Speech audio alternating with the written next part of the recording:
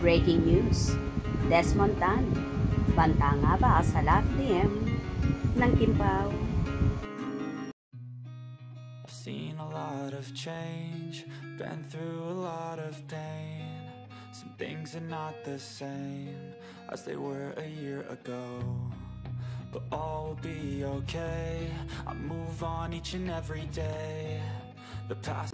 Nawindang ang mga solid fanay ni Kim Chiu nang batiin ng Singapore actor na si Desmond Tan, ang actress sa mismong post nito sa Instagram. Sinabayan pa ito na Desmond ng mensahe ng pagnanais nitong makita sana niya uli ang Pinay actress sa Asian Academy Awards 2024 ngayong October.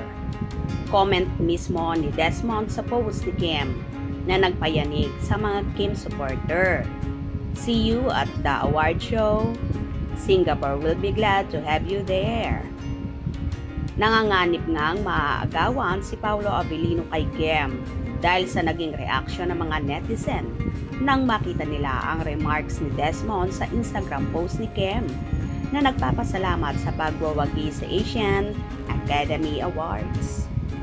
Humirit ng collab o kaya ay project na magkasama kina Kim at Desmond na isang malaking artista rin sa Singapore.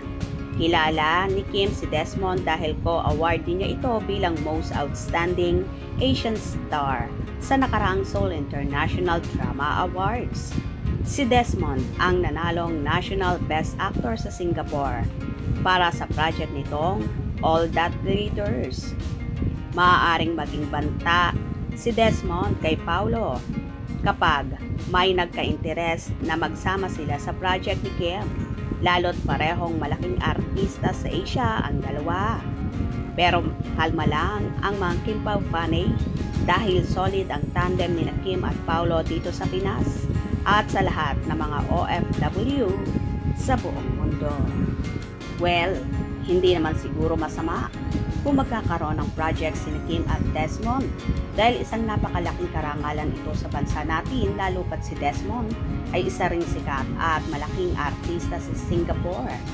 Tayong Kim Pao fans, huwag tayong magselos kung may mga ganitong proyekto dahil hindi naman maaagaw si Kim kay Paolo at hindi rin naman talaga paaagaw ang dalaga dahil ang mahal niya at nasa puso niya ay tanging si Paolo lamang.